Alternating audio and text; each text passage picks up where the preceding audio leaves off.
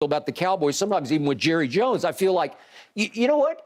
You're ruining my team. That's my team. You can't do that. Right. You can't run it the way you want to because we own that team. I've been a fan longer than you've been the owner. Well, that is correct. And Tom has been a fan way longer than the Shanahans have been running the 49ers. Correct. So I think it wounded him deeply. Okay, so now back to your case in point. He's had a rough year, but he's had blips, but he hasn't had trends. Right. Okay, but I defy you to go find a quarterback who can do late to the Rams and then obviously late to the Saints what Brady did, or even late to the Saints in game number 2 at New Orleans. He can still play at an extremely high level when it has to be done, when the season has to get saved. I want him at quarterback as much as I want anybody out there, including Mahomes or Burrow or anybody of the others we're going to talk about here coming up in a little bit. Okay. But the point is that can he muster this up? Because I believe Psycho Tom is about to reemerge on Sunday at San Francisco. But Psycho Tom, as driven as he's going to be to stick it to the Shanahans, and I think he will be all-time driven to stick it to them, is he capable of sticking it to them? And guess what they have? They're playing from a position of strength because they have the ultimate antidote to Thomas Edward Patrick Brady Jr. They have the best defense in pro football. And I'm speaking as a Cowboy fan who thinks my defense is really, really good. And they might have the defensive player of the year in I'm Nick just Bosa. saying. Well, I'm just they're number one across the board, Skip. Everything. I can't argue with anything that you're talking about. Rush, first downs. They're a little better than my Cowboys are. They don't take the ball away quite as much as my Cowboys do, but I'm reading a piece from our friend at USA Today, Jarrett Bell. Yeah.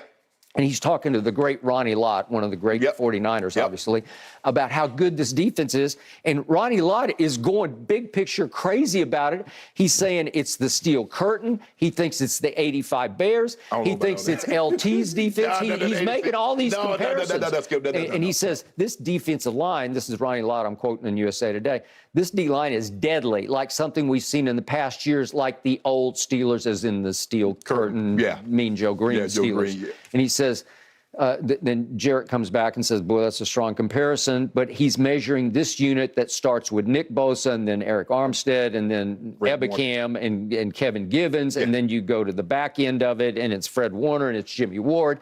And they're also throwing in the D coordinator that you have raved about, D'Amico Ryans, because Ronnie Lott says D'Amico is able to push psychological buttons the way Buddy Ryan used to, or the way Coach Saban still does. He's comparing D'Amico that he can touch your heart and motivate you to play at a higher level than you normally would play. Okay, so they have got it going because, remember, Tampa is still dead last in rush, rushing. And they are first in stopping the rush. Well, so Brady's got to be thinking, can I run it at all on Sunday? Probably not. Right? And Nick Bosa is number 1 in sacks. He's like number 2 in pressures, number 2 in quarterback hits. They get to your quarterback before. So they have a deadly rush. Do I think their pass rush is quite as deadly as Dallas's? I do not. But overall, the impact of that whole defense, it's a little better than Dallas's because the stats are screaming that what have they given up a game? 15.8 points a game. Well, Brady's offense manages to score 18 a game. Exactly. Okay? So can Brady hope to score any more than maybe 15-ish? No. So you're going to have to win another game like you just won against the Saints, who also have a very good defense, but not quite this kind of defense. But Brady was down 16-3 with 5 minutes left at home on Monday Night Football and managed to score 14 points in 5 minutes. To win it, what was it, 17-16? Okay, so he scored 17 points, and they're averaging 18 for the year.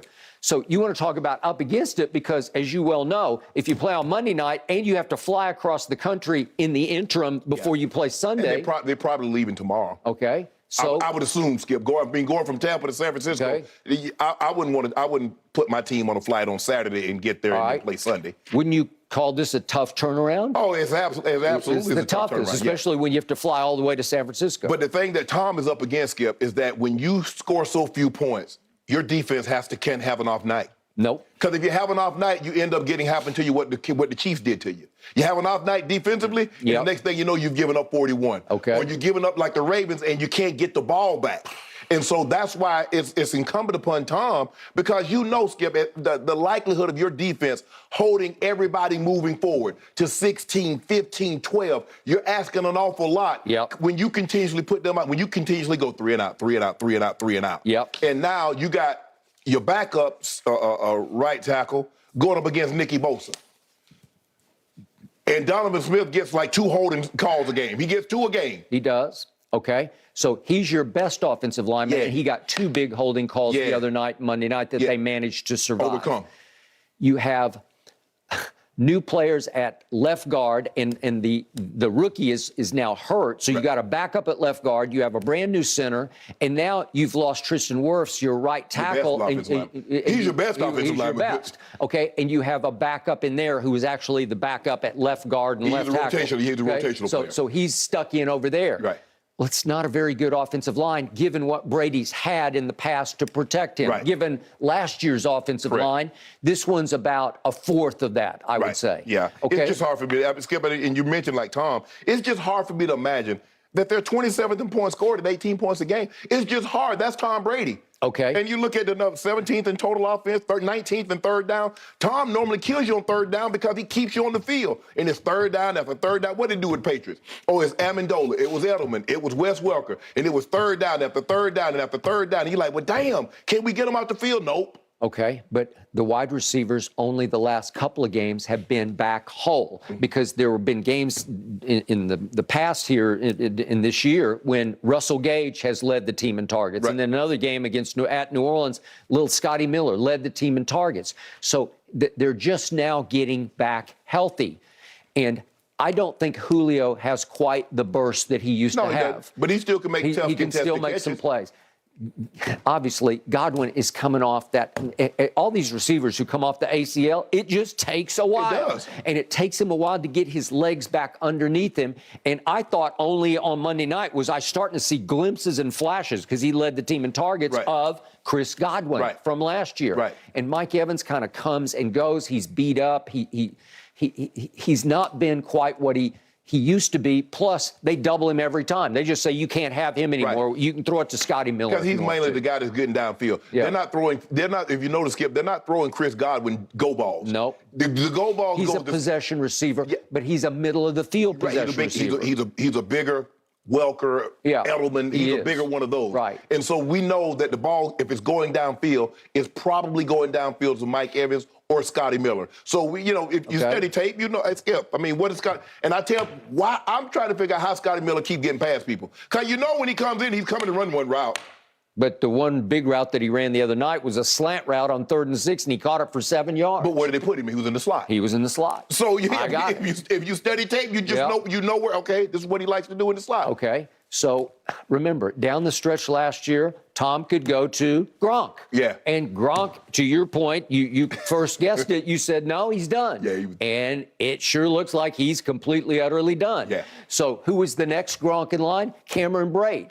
Well, he's had concussions, he's had a neck injury, and he has not been, and then he was sick the other night, or that's what they said, so he's not been available. Yeah. You're throwing to a rookie tight end. I like Skip. I think he got skills. I think he has an opportunity to be special. Okay. Now, I don't know how much of that. He looked like he had some ability. Now, it makes your job a lot easier when you got that guy throwing you the football. Makes your job a lot easier, but I think he can make plays. I mean, he just has to get on, on the Tom threw him a post route, but Tom wants him to come. He's like, get in there. Yep. Don't keep it up the field. I need you to break it in. Tom is like. He's actually made a couple, 3 big catches and big moments, so he's got some clutchness to it where he'll hang on when you throw it to him when it really counts. Yes. Okay, I get all that, but you want to talk about biggest challenge of the year for Brady? Yeah. This is it. Yeah. Because there's nobody he wants to beat worse than this team, yet this is the hardest, biggest challenge he's been up against, because it's the best defense in football with the best pass rush this side of Dallas in football, and the team that stops the run the best is this team, and they can't run it anyway. So all of a sudden, what's he got to work with? Skip. You got to try to run. I don't know if you could ask Brady to drop back and throw the ball 50-plus times against this defense, because they're going to touch you.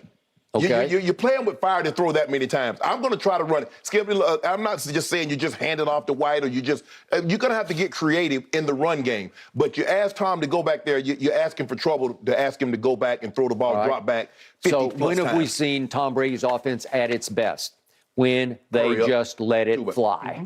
They go what they call 2 minute, but it's no huddle. Right. So you just no huddle. And Todd Bowles acknowledged a couple of days ago, yeah, we can work in some more no huddle. We've done it here and there, but it obviously works the best late in the games. Right. You made the point on Monday, well, you're going to wear your receivers out because if you're just running routes and running back and running routes and running back, well, you might have to go deep into your receivers and let Jalen Darden play some receiver, because I think that's the only way to beat this defense is to let Tom have his head just to run, just to go. Right.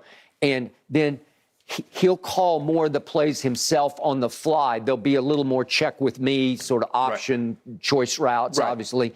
And that's the only way to beat this team. I still believe that Brady's got one of those games left in him, and he's going to have his best game in this game, and I believe he will. And again, the one good thing that he's got one advantage, and that's Brock Purdy is on the other side instead of Jimmy G. Yeah, that MF is not on the other side. I think the thing is, Skip, but you still would have to probably trust Brady against the 49ers defense, even though it's highly touted, versus versus Purdy. I agree. And I like Brock Purdy because he was really good at Iowa State, but easy. But he didn't face anything like that defense at Iowa State. No, I agree. So I'm going to go with Brady to win this game because I think he will be hell-bent to win this game. Oh, yeah, he will. I took the Niners. You convinced me. You told me Brock Purdy was pretty good. I'm about to see what Miss Purdy can do. Well, you know what? Mr. Purdy going to have to. I thought he played pretty well the other day. Here's the thing, though, Skip. And remember, we talked about this. It's easier for a guy to come off the bench when he hadn't been scouted. They didn't expect Jimmy G to go out of that game, so they put no preparation on Purdy. Yeah. Now all of a sudden, Tampa comes in and says, "Okay, this is what he likes to do."